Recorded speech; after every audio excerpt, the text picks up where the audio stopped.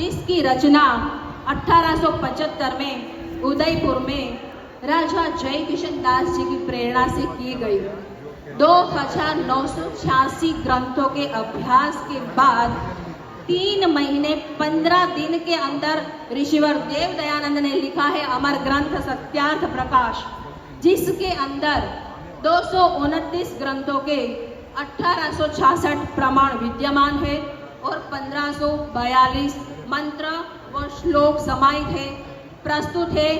ऐसे ही अद्वितीय कालजयी क्रांतिकारी अमर ग्रंथ सत्यार्थ प्रकाश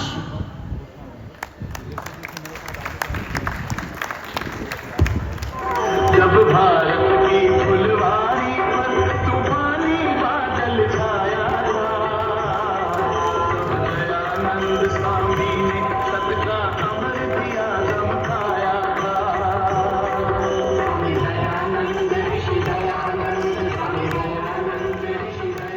ऋषिवर देव दयानंद की प्रथम समोल्लास ईश्वर के नामों की व्याख्या। मैं सत्यार्थ प्रकाश का प्रथम समोल्लास हूँ। मुझ में ईश्वर की 100 नामों की व्याख्या की गई है, जिसमें से सबसे मुख्य और नीज नाम ओम है। एकम सदविप्र बहुधा वदन्ति, बाकी सब उसके गुणवाचक नाम हैं।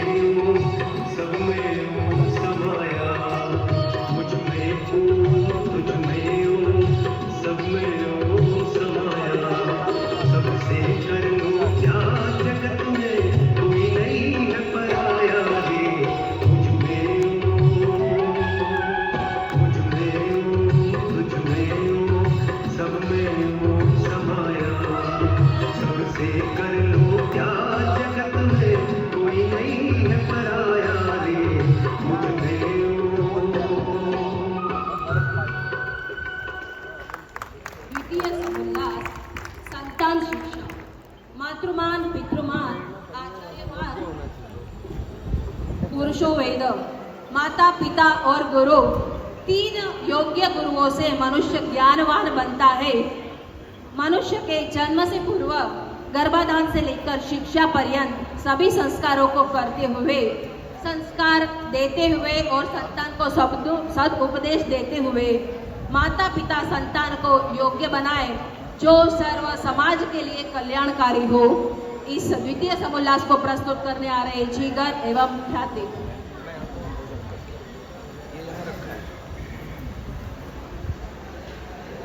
अच्छा, शांति पाहिजे। ओके। अरे ओ जिगर, सुनते हो? कहिए क्या देखें? कल कुछ भी हो जाए, आपको मेरे साथ चलना ही पड़ेगा, कुछ भी हो जाए। फिर से कहाँ जाना है? अरे मेरी कजिन है ना सीमा, जिसकी शादी में हम गए थे, आपको याद है ना? उसका कल फोन आया था, तो वो हमारे घर के माहौल से बेहद प्रभावित हुई है। हमारा नित्य यज्ञ करना, सत्संग करना, स्वाध्याय करना, विद्वानों का आना जाना, ये सब उसको बहुत अच्छा लगता है। और इतना ही नहीं, हमारे ओम के भी हमने सारे संस्कार किए हैं, वो भी तो उसे पता है। तो वो भी हमारी तरह एक श्रेष्ठ और संस्कारी संतान की प्राप्ति के लिए प्रयत्नशील है। तो बस उसी के मार्गदर्शन के लिए हमें जाना है और आपको चलना ही पड़ेगा। अरे ये तो बहुत बढ़िया बात है, हम अवश्य ही जाएंगे। ऋषिवर का ऋण जो है हम पर। द्वितीय समोल्लास ब्रह्मचर्य एवं पठन पाठन विधि। मनुस्मृति का श्लोक बताते हुए स्वामी जी यहाँ पे कहते हैं, अद्भित गात्राणि शुद्ध्यति मनः सत्येन शुद्ध्यति विद्या तपोभ्याम भूतात्मा बुद्धिर्ज्ञानेन शुद्ध्यति। देव यज्ञ ब्रह्म यज्ञ एवं वेदादि सत्य शास्त्रों के पठन पाठन से आत्मा को और शिष्य को विभूषित करने का काम गुरु का है। ऐसे समोल्लास को लेकर आ रहे गुरु के रूप में आशीष भाई लिंबाणी एवं कुछ छात्र।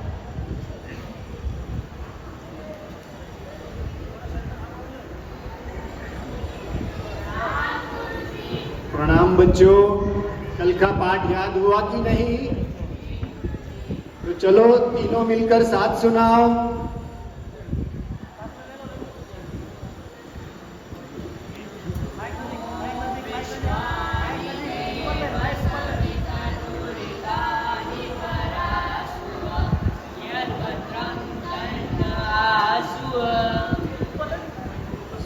सुंदर बच्चों। बच्चों, आपसे ही भारत देश का भविष्य सुनहरा होगा। धन्य है वो माता पिता जिनने इतने अच्छे संस्कार दिए हैं। चतुर्थ समुल्लास गृहस्थाश्रम एवं अतिथि यज्ञ। सांगोपांग विद्या अध्ययन करने के बाद जब वर वधु नियम पूर्वक गृहस्थाश्रम में प्रवेश करते हैं तब उनकी संतान भी श्रेष्ठ गुण कर्म स्वभाव वाली होती है। और गृहस्थाश्रम को चारों आश्रमों में सर्वश्रेष्ठ कहा गया है क्योंकि ब्रह्मचर्य, वानप्रस्थ और संन्यास का पालन पोषण करने वाला यह गृहस्थाश्रम है। आइए देखते हैं जिगर और ख्याति। प्रणाम गुरुजी। प्रणाम। बच्चे ठीक से पढ़ाई कर तो रहे हैं ना? जी, बहुत ही संस्कारी बच्चे हैं, जल्द ही आगे बढ़ेंगे।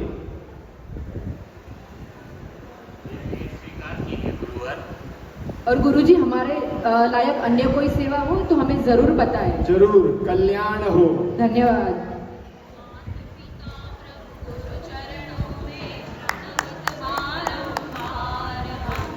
किया बड़ा उपकार, हम पर किया बड़ा उपकार। पंचम समुल्लास संन्यास विले। गृहस्थाश्रम की जिम्मेदारियों को पूरा करने के बाद आत्म कल्याण के लिए वानप्रस्थ एवं समाज कल्याण के हेतु संन्यास का वर्णन इस समुल्लास में किया गया है। आइए देखते हैं संजय भाई और सुमिता जी के थ्रू। अजी सुनते हो? हाँ बोलो देवी जी, क्या कहना है आप? अरे मैं सोच रही थी, अभी हमारी घर की जिम्मेदारी खत्म हो चुकी है, बच्चे भी घर परिवार में सुखी है और ईश्वर की कृपा से काम धंधा भी बहुत अच्छा चल रहा है। हाँ तो कहना क्या चाहती हो? आपको नहीं लगता कितने समय से हम सत्संग सुन रहे हैं और हमें भी अपने आत्म कल्याण के लिए कुछ समय निकालना चाहिए और शांति से स्वाध्याय और सत्संग करते हुए जिए। वैसे भी सिद्धार्थ प्रकाश के 5वें समुल्लास में यही सब तो बताया है स्वामी जी ने। बिल्कुल सही कहा तुमने। मैं भी कामकाज से बहुत थक गया हूँ। कल ही हम मिलके बच्चों से इसके बारे में बात करते हैं। और हाँ, साथ में एक कप चाय तो पिला दो। हाँ, वानप्रस्थ जाएंगे तो चाय भी छोड़नी पड़ेगी आपको। बहुत बढ़िया। घर में रहते हुए वानप्रस्थी का जीवन जीना है तो कुछ व्यसनों को छोड़ना भी पड़ेगा। बहुत सही है।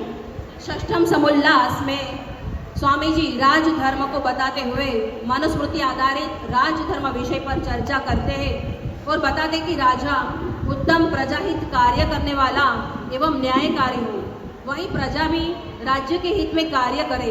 यथा राजा तथा प्रजा। राजा को निर्णय लेने में सहायता करने के लिए राज आर्य, धर्म आर्य और विद्या आर्य सभा का गठन हो। राजा प्रजा की सुख शांति और उन्नति करते हुए राज्य की भी सर्व प्रकार से उन्नति एवं रक्षा करे। एक सुयोग्य प्रजापालक, लोकनायक एवं आदर्श राजा कैसा हो उसका सर्वश्रेष्ठ उदाहरण है हमारे भारतवर्ष के आज के राजा यशस्वी प्रधानमंत्री माननीय नरेंद्र मोदी जी।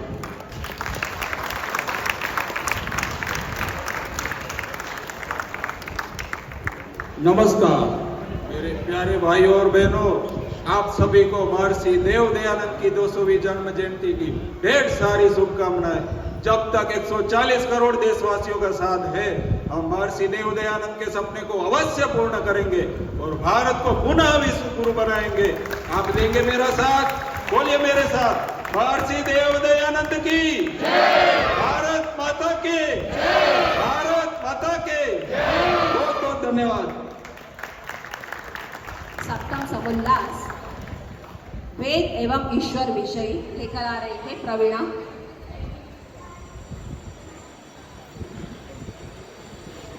सप्तम समुल्लास में सच्चिदानंद ईश्वर के स्वरूपों को बतलाया है। वेद ईश्वर का नित्य ज्ञान है, सबके हित समझाया है। अष्टम समुल्लास जगत की उत्पत्ति, स्थिति एवं प्रलय को लेकर आ रही है माया।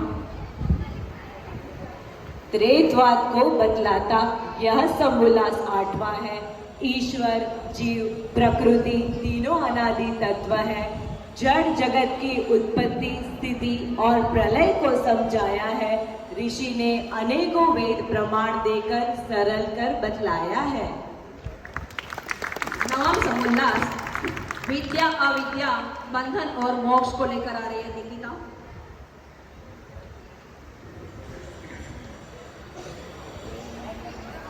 अविद्या, विद्या और बंध मोक्ष को समझाता यह नवम समोल्लास है। अपवित्र को पवित्र मानना, अनित्य को नित्य, दुख में सदा सुख समझना, अनात्मा को आत्मा, यही विपरीत ज्ञान अविद्या है। मिथ्या ज्ञान ही बनता कारण मनुष्य के बंधनों का है। प्राप्त करे यदि सत्य ज्ञान, हम वेदों का बंधनों से छुटकर पाए अनंत आनंद मोक्ष का।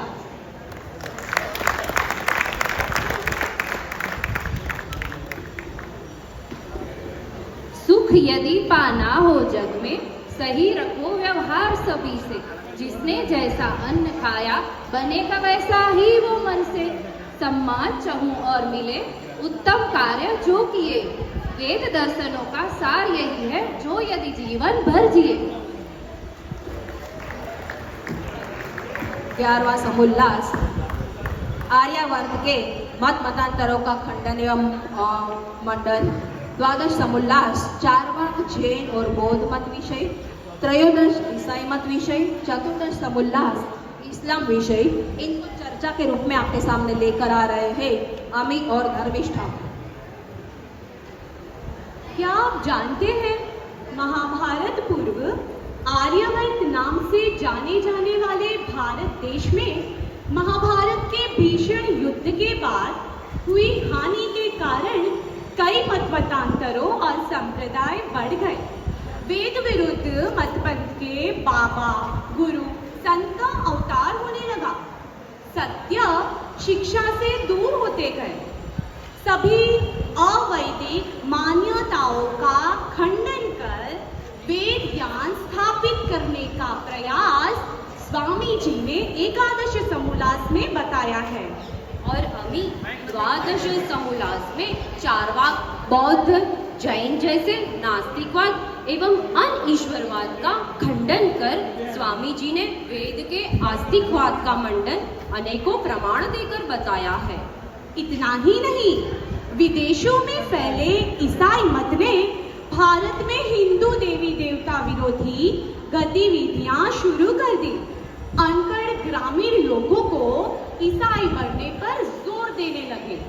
तभी उनकी इन पोप पाखंड लीला को रोकने के लिए महर्षि ने उनकी ही बाइबल की आयतों को खोलकर निकृष्टता का खंडन किया और वैदिक धर्म की श्रेष्ठता को प्रतिपादित किया।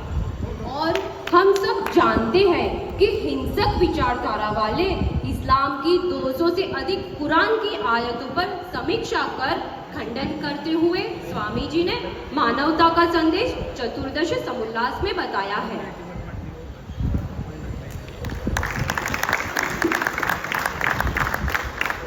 सत्यार्थ प्रकाश रचने का मुख्य प्रयोजन हम स्वामी जी के खुद के मुख से सुनेंगे, जिसने रोल निभाया है वेदांग शर्मा।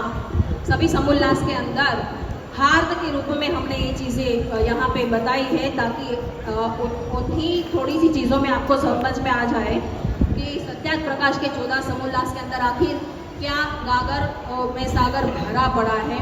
स्वामी दयानंद सरस्वती के रूप में वेदांग शर्मा। हे आर्यों, सत्यार्थ प्रकाश रचने का मेरा मुख्य प्रयोजन जो सत्य है उसे प्रकाशित कर और जो असत्य एवं गलत बातें हैं उन्हें मिथ्या प्रतिपादित कर खंडन करना ही है। किसी अन्य मतपंथ को चलाने का मेरा अभिप्राय लेश मात्र भी नहीं है, क्योंकि वेदादि सत्य शास्त्रों के ज्ञान से ही मनुष्य जाति की उन्नति संभव है। समाज में फैलने हुए इस पोप पाखंड में फंसकर अपना जीवन व्यर्थ न करे। सर्वदा वेदादि सत्य शास्त्रों के ज्ञान से यह समाज और इस राष्ट्र का कल्याण होता रहे। महर्षि देव दयानंद की, महर्षि प्रवर देव दयानंद की।